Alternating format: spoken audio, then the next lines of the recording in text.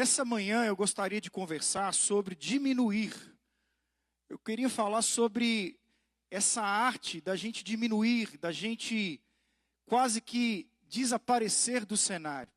E num livro chamado Shelotes, do autor Dave Gibbons, ele disse que diminuir é a arte de tornar-se desnecessário. Diminuir é a arte de tornar-se desnecessário. Eu parei para pensar muito sobre isso, porque tornar-se desnecessário, onde a gente quer tanto se tornar necessário, onde nós queremos nos tornar cada vez mais úteis, e aparece uma frase como essa de tornarmos desnecessários no reino de Deus. Mas aí eu fui entender isso e nós vamos aprofundar um pouco esse tema diminuir, diminua a sua vida, porque diminuir tem a ver com dar lugar ao outro. Diminuir tem a ver em você se colocar numa posição de serviço e considerar o outro maior do que você.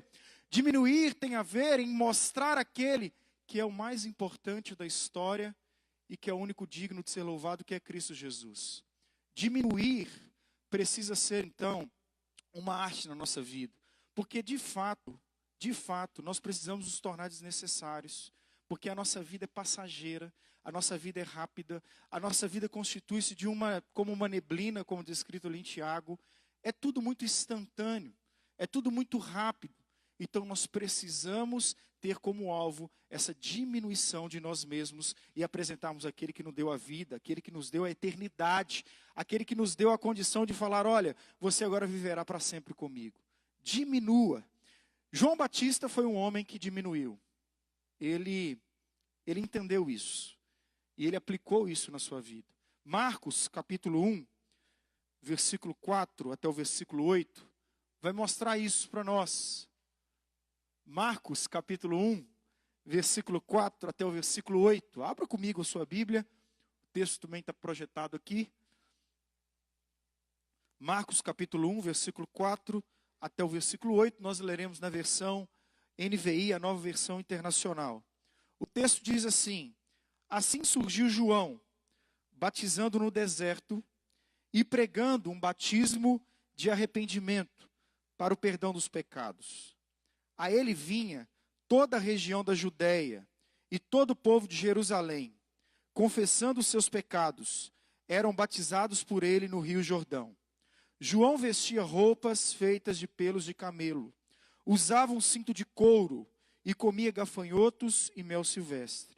E esta era a sua mensagem: depois de mim vem alguém mais poderoso do que eu, tanto que não sou digno nem de curvar-me e desamarrar as correias das suas sandálias.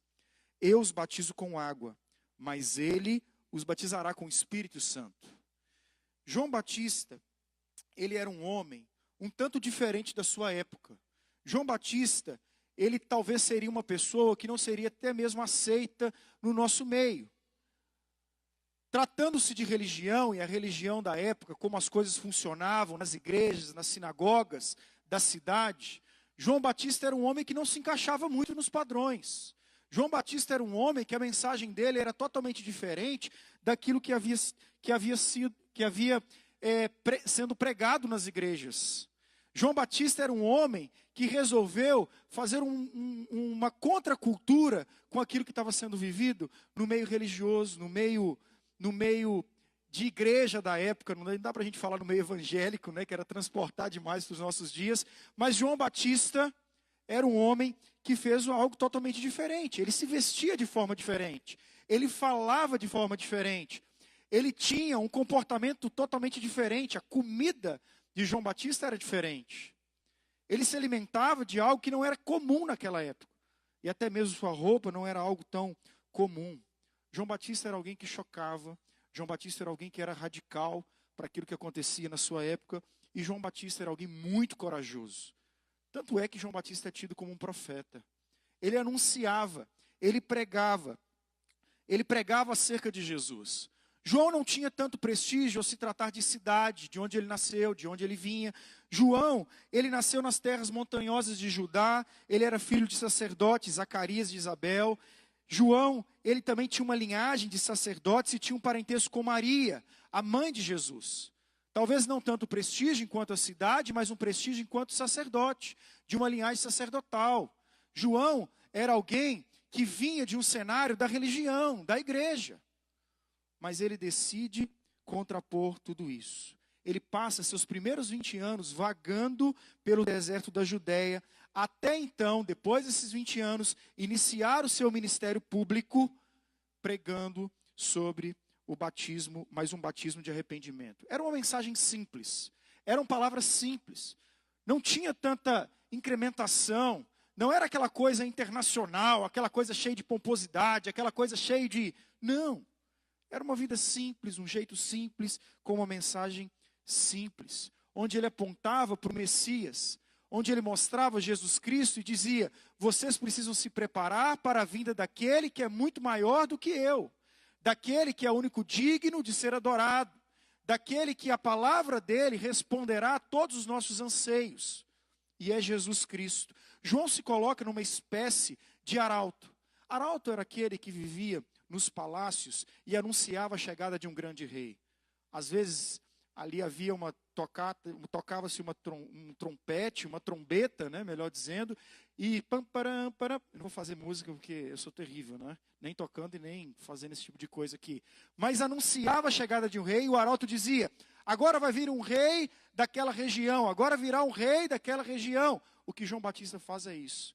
Mas ao invés de estar dentro da igreja, ao invés de estar num ambiente religioso, ele vai para o deserto para anunciar a chegada desse rei. Ele foge dos moldes, ele foge do padrão. João Batista, ele então chama ao arrependimento, uma mudança. Isso ofendia os religiosos. Mudança de vida ofende o religioso. Mudança de vida ofende aquele que não está aberto à mudança. Mudar a sua vida, arrepender dos seus pecados, é uma mensagem que confronta o ser humano diretamente. E essa era a mensagem que João Batista tinha. Uma mensagem que nas igrejas da época havia sido esquecida há muito tempo. Uma mensagem e que nos púlpitos da época não se pregava mais. Uma mensagem que havia sido esquecida. Diante disso, nesse movimento de resistência, nesse movimento de quebra, nesse movimento de mudança daquilo que era religião, daquilo que é a religião, João Batista, então, ele nos ensina algumas coisas aqui. E a primeira coisa que ele nos ensina é: fuja das distrações do dia a dia e busque ouvir mais a Deus. Fuja das distrações do dia a dia e busque ouvir mais a Deus. O versículo 4, ele mostra isso. Assim surgiu João, batizando no deserto e pregando um batismo de arrependimento. Ele fugiu, ele saiu das distrações, ele saiu diante daquilo que acontecia na sua cidade, ele rompeu com aquilo. Ele mudou, ele disse: olha, eu preciso ouvir a voz de Deus, mas aqui não tem como mais ouvir a voz de Deus. Esse sistema está corrompido. Essa religião, ela já deixou de ser a religião simples, ela já deixou de ser a mensagem que Deus havia preparado para o seu povo. Nós também temos distrações nos nossos dias. Nós temos distrações na área financeira.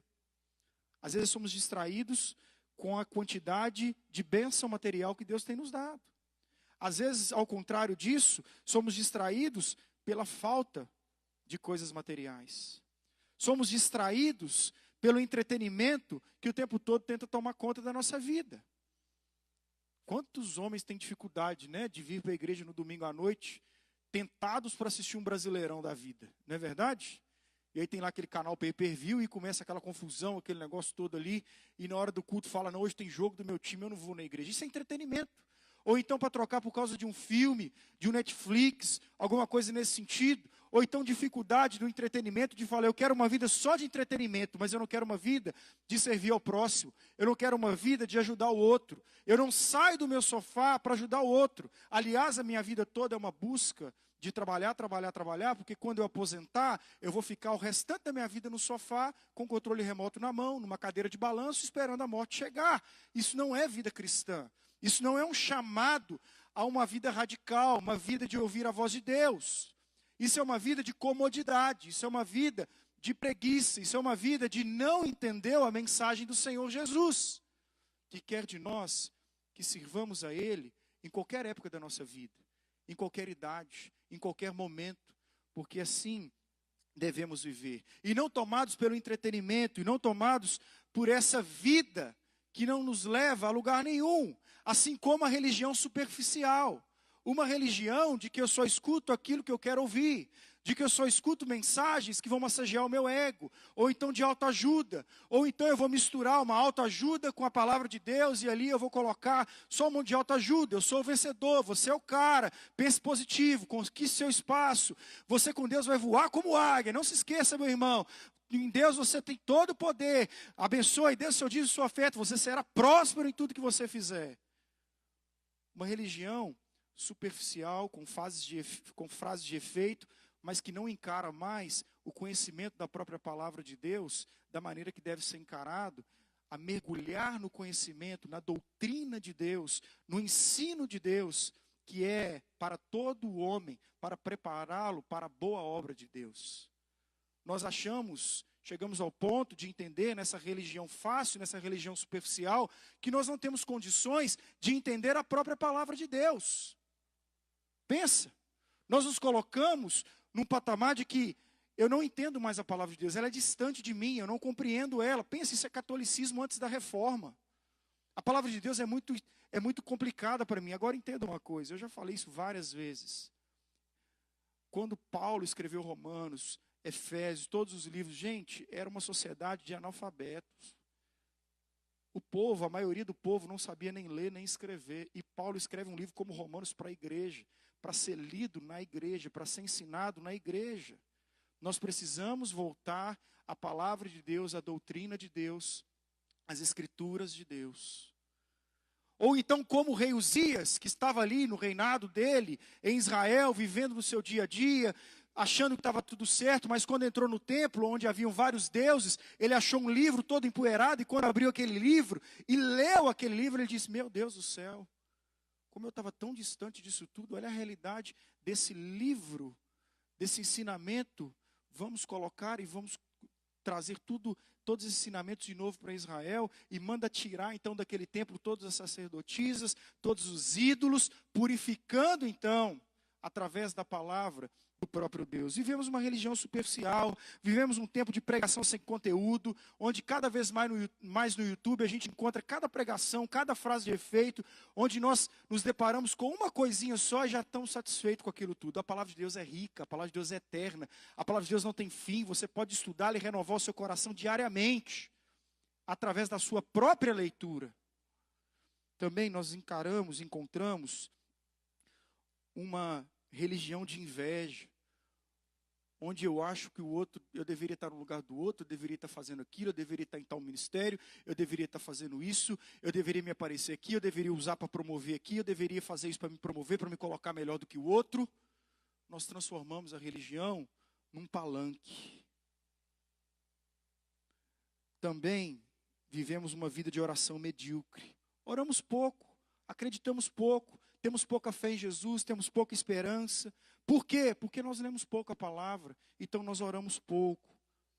Nós também temos pecados, e quando se trata de arrependimento, nós não o confessamos diariamente. Ou então nós pensamos, já confessei meu pecado um dia, está tudo certo com Deus. O restante da minha vida eu vou seguir o fluxo, vou viver de qualquer jeito, e deixa a vida levar, e vamos ver o que vai dar. Ao invés de arrepender dos pecados todos os dias. Essa é a religião superficial, e na época de João Batista não era diferente. Havia ali uma centralização dos sumos sacerdotes. Os sumos sacerdotes começaram a dominar as sinagogas e começaram a roubar do povo. Começaram a ensinar pouca coisa para o povo. Começaram a mostrar simplesmente um sistema de religião, de faça ou não faça. Você tem que fazer isso, você tem que entregar isso, você tem que mover isso, você tem que fazer isso. Mas levou o povo a uma não reflexão, a um anti-intelectualismo, a um não estudo mais. É mais ou menos o que acontece na política, né, irmãos? Não vamos colocar escola, não vamos educar o povo, não vamos ensinar ninguém, porque se ensinar, vai ter reflexão, vai ter pensamento e vai ter gente se contrapondo àquilo que acontece hoje. Então vamos manter a coisa do jeito que está. Os sumos sacerdotes, eles faziam exatamente isso. O sacerdócio, ele era corrupto. A política em Israel também estava descontente, porque havia ali um domínio romano, onde também Roma, onde também o Estado era corrupto e extorquia do povo. Por isso que o próprio Jesus disse, dai a César o que é de César e a Deus o que é de Deus. Por quê? Porque ele sabia que os impostos eram além daquilo que era correto cobrar. Havia ali também corrupção generalizada. João Batista também fazia denúncias contra todas essas coisas enquanto profeta que ele era. É interessante notarmos, e abra sua Bíblia aí, em Mateus capítulo 3, versículo 7 e 8, e olha o que ele diz. Mateus capítulo 3, versículo 7 e o versículo 8. Olha o que João Batista viu e olha o que ele disse. Enquanto profeta de Deus, olha o que ele falou. Mateus capítulo 3, versículo 7 e 8, ele disse assim: quando viu que muitos fariseus e saduceus vinham para onde ele estava batizando, disse-lhes: raça de víboras, quem lhes deu a ideia de fugir da ira que se aproxima? Deem fruto que mostre o arrependimento. João Batista falou isso para fariseus e saduceus, religiosos da época. Deem fruto que mostre arrependimento. Arrependimento, ele é seguido de fruto. Arrependimento significa mudança, ele é seguido de uma mudança de vida.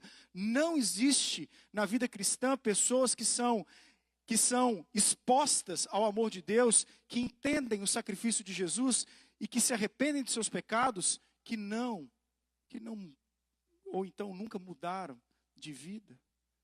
Talvez pessoas que vivem 30, 40, 50, 60 anos no ambiente de igreja, mas perguntar o que mudou na sua vida, o que Deus transformou, em qual área Deus ele agiu na sua vida, a pessoa talvez vai dizer: não mudou nada, não, ele não fez nada, não, ainda eu não sei o que ele realizou.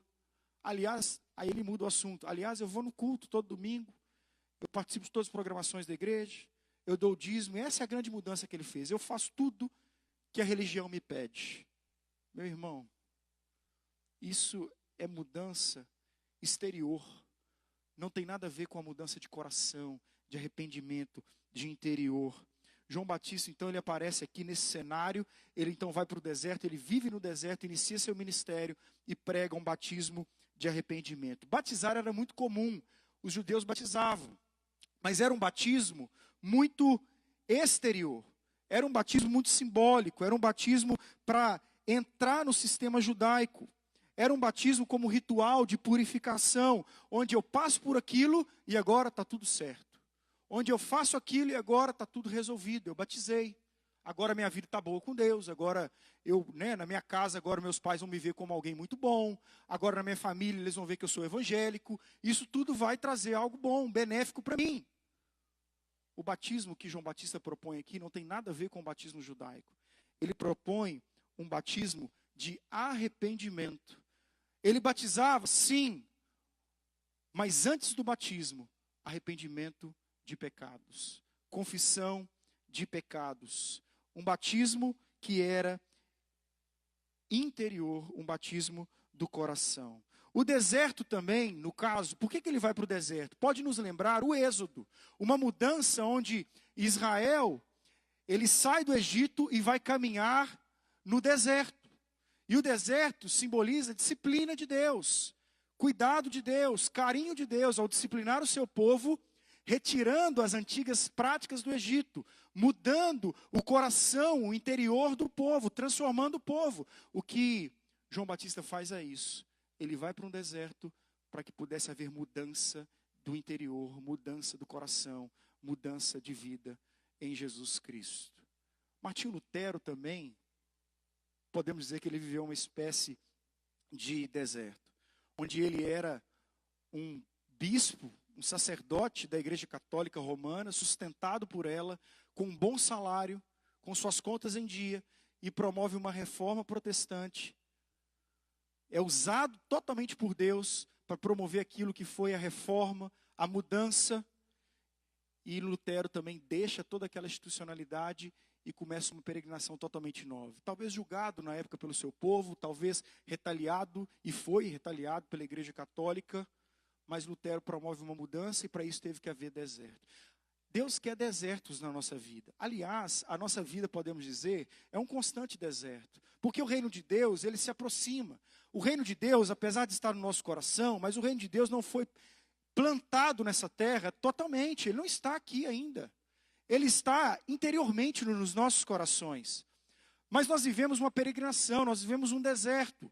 E esse deserto é Deus nos aperfeiçoando cada vez mais para parecermos com Jesus Cristo, para caminharmos cada vez mais numa vida de santidade, de santificação, de mudança, de transformação. E esse momento que vivemos hoje aqui na terra é um momento de deserto. E às vezes Deus quer também desertos na sua vida. Talvez é romper de alguma coisa que tem escravizado há muito tempo você. E você precisa se colocar distante disso. Pode ser até mesmo uma música que não tem nada a ver com Deus e que aquilo toma conta do seu coração e te distancia de Deus. Pode ser um jeito de vestir e que também isso distancia você de Deus. Pode ser um jeito de falar e talvez você precise de um rompimento totalmente radical de falar: eu preciso me colocar no deserto. Eu preciso agora romper com tudo isso e entender o que Deus quer de mim. Eu preciso buscar esse Deus. Talvez um bom deserto para a gente é nos colocarmos dentro do nosso quarto, num momento de confusão, numa semana de luta, e dizer: eu paro tudo agora, porque eu vou falar com Deus no meu quarto. Eu vou me colocar de joelhos, eu vou orar no seu escritório, na sua casa, onde quer que seja. Mas de parar tudo e falar: eu vou me colocar agora num deserto, porque eu preciso escutar a voz de Deus. Não adianta ficar batendo de frente com as coisas, meu irmão. Mas quando um homem de Deus, ele se dobra os joelhos, uma mulher de Deus dobra os joelhos, Deus escuta a oração dele. E não é você que vai agir, é o próprio Deus que vai agir em favor de você. É muito melhor colocarmos tudo diante do nosso Deus. Deus, ele fala no deserto, Deus, ele fala no silêncio. E ele falou com João Batista. João Batista, ele orou a Deus, ele falava com Deus e ele pregava aquilo que Deus queria. Ele anunciava aquele que Deus queria que anunciasse. Essa foi a vida de João Batista. Cuide para que também coisas não substituam o seu tempo com Deus. Cuide para que coisas não distraiam a sua vida de Deus. E você talvez saiba que coisas são essas. E talvez Deus está falando: olha, essa coisa que está te distraindo. Fuja disso. Coloque-se diante de Deus. E às vezes essa coisa não é necessariamente algo pecaminoso, mas é algo que toma totalmente o seu tempo, suas emoções, seus desejos. Conduz você a algo que não tem a ver a Deus, não te conduz a Deus. Cuide dessas coisas. Outra coisa também, para a gente diminuir, é preciso buscar alcançar a atenção das pessoas. Não é aparecer, né, irmãos? É buscar alcançar a atenção das pessoas. A atenção das pessoas, ela acontece. Jesus tinha atenção das multidões. João Batista tinha atenção das multidões. Por isso que o texto nos diz o seguinte no versículo 5. A ele vinha toda a região da Judéia e todo o povo de Jerusalém, confessando os seus pecados, eram batizados por ele no Rio Jordão. É interessante ver isso, né? Que às vezes tem igrejas que se fecham tanto em torno de si mesmo e elas se denominam igrejas perfeitas, igrejas santas, igrejas que está todo mundo certinho, que está todo mundo lindo, que está todo mundo perfeito. E igrejas que não vêm pessoas de todos os lugares em busca dessa mensagem de arrependimento. Muitas igrejas são assim, frias. E quando eu falo frio aqui, não é porque não bate palma, não dá glória, não é isso não. Frio no coração, sem vida, sem pregação do evangelho, sem conduzir a próprio Cristo. Igrejas frias. Igrejas sem essa sensibilidade, mas o texto diz que a ele vinha toda a região da Judéia. Então quando eu olho para uma igreja como a nossa, uma igreja que cresce a cada dia mais, de gente às vezes que entra aqui, gente doida às vezes entra aqui mesmo, glória a Deus por isso, gente machucada, gente problemática, gente com dificuldade, gente que às vezes não é aceito por outros aí fora, glória a Deus por isso. Querendo um tipo de ajuda para suas emoções, para suas lutas, para os seus conflitos, nós temos que dar glória a Deus por isso, porque o texto bíblico ele diz: a ele vinha toda a região da Judéia. O povo deixava aquela religião da antiguidade, aquela coisa morta, aquela coisa sem vida, e buscava a mensagem de arrependimento, a mensagem de vida. Glória a Deus por isso. É interessante ver, né, os relatos de quem foi no sertão, de quando o povo chegava com a mensagem de Jesus, como as pessoas se aproximavam disso e elas estavam receptivas para isso. É a mesma coisa. Uma igreja que prega a mensagem de Cristo, de arrependimento, as pessoas estão extremamente necessitadas disso e elas vão buscar isso. É só olhar para esse ano a quantidade de pessoas que foram nos nossos acampamentos, no encontro de mulheres e no encontro de homens que teremos para frente, quantidade de pessoas que buscam isso. Por que elas buscam isso? Por que nós buscamos isso, todos nós? Porque nós confessamos a necessidade de arrependimento, de mudança de vida.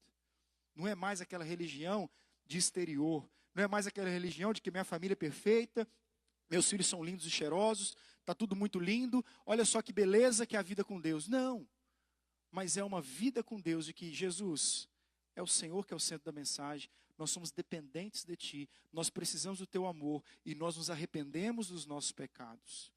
A primeira igreja batista da Praia da Costa, ela precisa manter essa visão, ela precisa continuar nisso, entendendo que é portas abertas para a comunidade, para a cidade, como tem sido feito até então.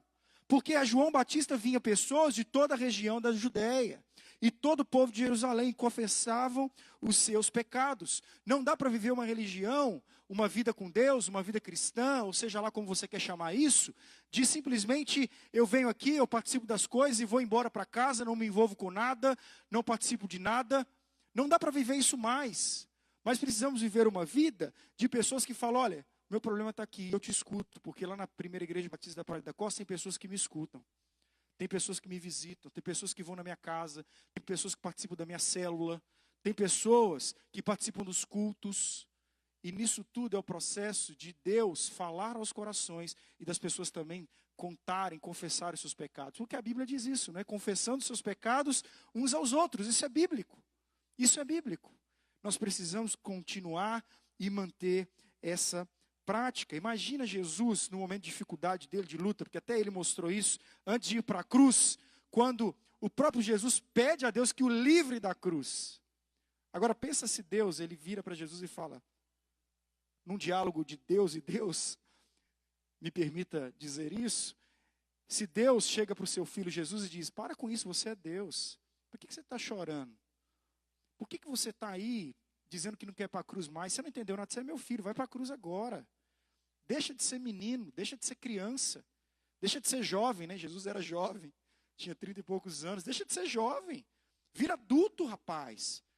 Você vai salvar a humanidade com isso, os pecados daqueles que se arrependerem um dia. Não, Deus consola Jesus, Deus escuta Jesus, Deus ouve Jesus, Deus fortalece Jesus e Deus o conduz até a cruz. Se Deus com Deus fez isso, nós, humanos com humanos, gente com gente, precisamos seguir aquilo que Jesus Cristo fez. Ouvir, considerar, atentar para aquilo que o outro está clamando, para aquilo que o outro está pedindo. E os ambientes por aí são vários. A igreja é um local, mas o seu escritório é um local, o seu consultório é um local, o seu coaching é um local disso. Variados locais de oportunidade que nós podemos fazer isso, seu ambiente de trabalho. Ouvir e considerar a luta do outro. As pessoas precisam de Jesus, porque como diz em Romanos capítulo 14, versículo 17, pois o reino de Deus não é comida, nem bebida, mas justiça, paz e alegria no Espírito Santo de Deus. É outra coisa, é justiça, é paz de vida, é alegria, porque o Espírito Santo de Deus, ele promove isso, ele nos entrega isso, e nós precisamos entregar isso também às pessoas. Não é só uma comunhão barata, né, como tem muito hoje, daqueles que falam assim, não, eu tenho comunhão, qual que é a sua comunhão? Comer churrasco de segunda a domingo, não, mas é no momento de churrasco, parar para orar, parar para ouvir, parar para considerar a voz do outro, é no momento de partir o pão, também de fazer a mesma coisa, ao invés de ser só comida e bebida, mas entender aquilo que passa no coração do outro. Precisamos então romper com esse estilo de vida e diminuir para buscarmos mais a atenção das pessoas. As pessoas têm buscado ouvir a voz de Deus que ecoa através da sua vida. As pessoas têm te buscado porque sabem que você vai ouvir e considerar o problema dele. As pessoas te ligam para isso. É um termômetro bom para ver se nós estamos cumprindo o propósito de diminuirmos e nos entregarmos aos outros. Para diminuir também é preciso romper com a busca pelo status, luxo e viver de forma simples. E aí vem o jeitão de João Batista. João vestia roupas feitas de pelos de camelo, usava um cinto de couro e comia gafanhotos e mel silvestre.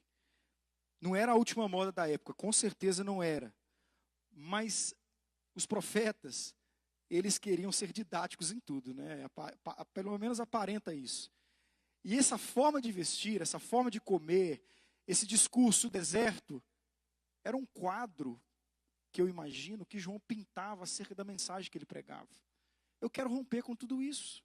E enquanto lá na sinagoga, enquanto lá nos templos religiosos, os sumos sacerdotes, eles investiam nas suas vestimentas, colocavam-se com aquelas túnicas, com aquelas roupas, com aquela pomposidade, construíam cada vez mais templos e transformavam aquilo quase num turismo religioso.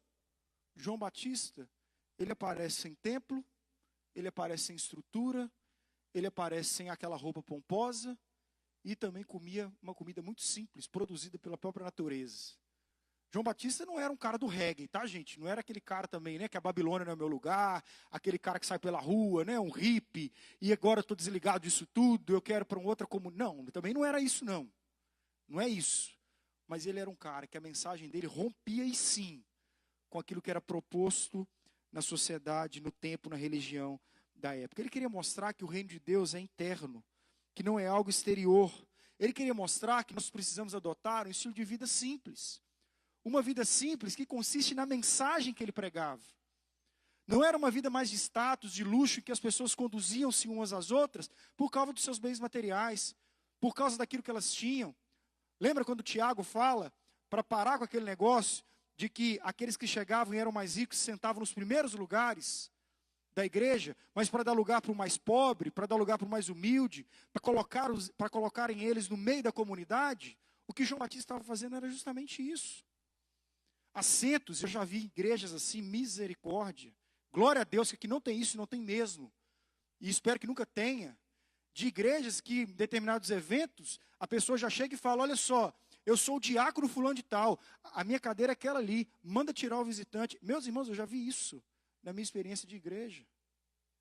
Manda tirar o visitante, porque aquele lugar ali é o meu. Pensa que religião e que tipo de igreja é isso? Isso é sinagoga de Satanás. Não é a igreja de Jesus. Não é a comunidade daqueles que são iguais. Não é o corpo de Cristo. Mas é o corpo de um outro elemento, de uma outra pessoa. Não existem mais lugares, não existem mais bancos. Todos somos iguais, todos respiramos o mesmo ar e necessitamos da mesma graça, que é a graça de Jesus Cristo. João Batista, então, ele adota esse estilo de vida simples. Onde Cristo, ele está em qualquer lugar. Onde Cristo, ele habita no meio do seu povo. Onde a igreja somos nós reunidos aqui. Você sozinho não é igreja não, tá, meu irmão? Entenda isso. Mas você reunido como povo, você é a igreja. Nós somos a igreja. Se você falar assim, agora eu quero reunir sozinho e eu sou a igreja. Não existe nenhum versículo na Bíblia que te demonstra isso. Vai falar que você é templo do Espírito Santo, vai falar que você é santuário de Deus, mas que você é a igreja sozinho não existe na Bíblia. Agora existe que nós somos a igreja. Nós somos a igreja. E por isso nós precisamos reunir juntos, como iguais. Em qualquer lugar onde Cristo está, está o reino de Deus. Se Cristo está na nossa igreja, eu creio nisso, aqui está o reino de Deus. Se Cristo está no nosso culto, aqui é o reino de Deus. Se Cristo está na sua casa, ali há o reino de Deus. Reunidos somos a igreja, mas você representa o reino de Deus. Um estilo de vida simples, não tem nada a ver com você chegar na loja e falar, por favor, qual é a roupa mais barata da loja? Qual é a marca, a pior marca da loja? Me dá essa aqui, agora eu quero ter um estilo de vida assim. Tem absolutamente nada a ver com isso. Mas é uma vida simples. É um jeito simples. Que mesmo você tendo ou não tendo, você é simples. Você prega a mensagem simples. Você considera os outros não por aquilo que ele tem, mas por quem é Jesus e aquilo que ele fez por você. Que mesmo sendo Deus, tomou forma de homem, se humilhou e foi servo. Sem beleza e formosura alguma. Nós vivemos num mundo tão estético, né, irmãos? Tudo é tão estético, né? Os irmãos podem ver a vida dos filhos de vocês, e os adolescentes estão ali em cima também, como a vida é estética, né? No Instagram, nas redes sociais, a gente admira aquilo que a pessoa tem, aquilo que ela vende, aquilo que ela consome, aquilo que ela é, aquilo que ela demonstra, a beleza dela, mas a gente não admira a mensagem que ela prega, a vida que ela vive. A gente admira a esteticidade da coisa, se existe essa palavra. É assim. Jesus Cristo não tinha beleza e formosura alguma. Ele vivia de forma simples. João Batista também rompeu com tudo isso e vivia de forma simples. E multidões interessadas buscavam a ele. Mas a última coisa para diminuir que é preciso é anunciar a respeito de Jesus. Versículos 7 e 8. E esta era a sua mensagem. Depois de mim vem alguém mais poderoso do que eu, tanto que não sou digno nem de curvar-me e desamarrar as correias das suas sandálias. João Batista entendeu aquilo que a gente falou no início, de que diminuir é a arte de tornar-se desnecessário. Ele diz o seguinte, porque agora ele está no auge da sua popularidade. João Batista, ele alcança as multidões. João Batista, ele tem o nome dele falado por todos os lugares. Nos templos, João Batista incomodava. A mensagem de João Batista incomodava os sacerdotes da época. E ele aparece agora dizendo, poderia dizer, olha, a minha mensagem é melhor. Não, ele não disse isso. Depois de mim vem alguém. E é ele que tem essa mensagem que eu estou pregando. Não sou eu. E eu quero apresentar ele para vocês. Esse homem que eu não sou digno nem de desamarrar as sandálias dele. Sabe o que ele queria dizer com isso? Desamarrar sandálias era uma atividade de um escravo, o escravo mais baixo. E ele agachava-se até os pés do seu senhor e tirava a sandália dele para depois lavar, para cuidar do pé do seu senhor. O que João Batista ele quer dizer é o seguinte, eu não sou digno nem de fazer uma atividade mais baixa presente hoje na terra, que é desamarrar as sandálias e lavar os pés. Nem isso eu sou digno de fazer desse homem que está vindo aí. Ele se tornou completamente desnecessário. Nesse momento ele falou, olha, minha popularidade está aí, mas eu quero dizer o seguinte, é a mensagem dele. É ele que tem a mensagem do Evangelho. Agora pensa, Israel, 300 anos sem profecia. 300 anos calada. 300 anos esperando uma palavra autêntica que viesse de Deus. E João Batista vem com essa palavra. Ele disse então que não era digno de cumprir tudo isso. Pelos padrões do mundo da época de João Batista, ele era um fracassado. Ele era um homem que não tinha ambição pessoal. Os seus sonhos eram um sonho de anunciar a Cristo Jesus. A sua vida se pautava nisso, em se tornar desnecessário. Ele se colocava na margem. Ele buscava aqueles que tinham necessidade. Não só a necessidade, a gente tem muito isso, né? A necessidade da pobreza, aquela teologia da pobreza. Não, mas a necessidade espiritual. A necessidade de um coração. Tem que ajudar também aqueles que precisam? Claro que sim. Mas muito além disso, é a necessidade de um coração sem Deus. E a mensagem dele conduzia a isso. E ele abre mão de toda a glória, de glória pessoal, de reconhecimento pessoal, para mostrar que era Jesus Cristo. Ele abre mão de tudo. E por isso que o próprio Jesus disse acerca de João Batista, em Lucas capítulo 7, 28. Eu lhes digo que entre os que nasceram de mulher, não há ninguém maior do que João. Jesus também nasceu de mulher. Não há ninguém maior do que João. Jesus o considera a maior pessoa que já existiu aqui na terra, porque João Batista anunciou aquele que é o maior de todos na terra, que é Jesus Cristo, que é capaz de salvar.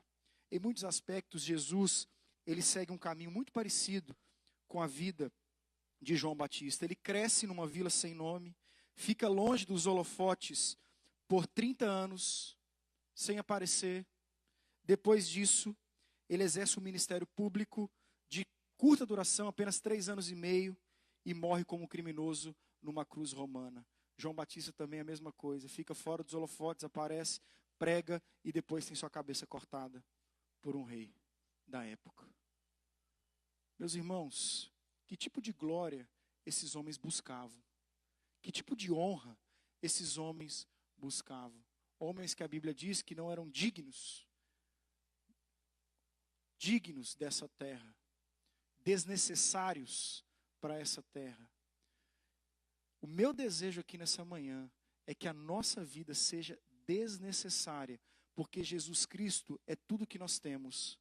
Porque que nós apresentamos é Jesus Cristo. Porque quem salva é Jesus Cristo. Porque quem transforma as vidas é Jesus Cristo. Porque quem salva a vida dos seus filhos é Jesus Cristo. Porque quem conduz os seus filhos na vida cristã é Jesus Cristo. Porque quem muda o casamento é Jesus Cristo. Porque quem conduz a igreja é o dono da igreja, Jesus Cristo.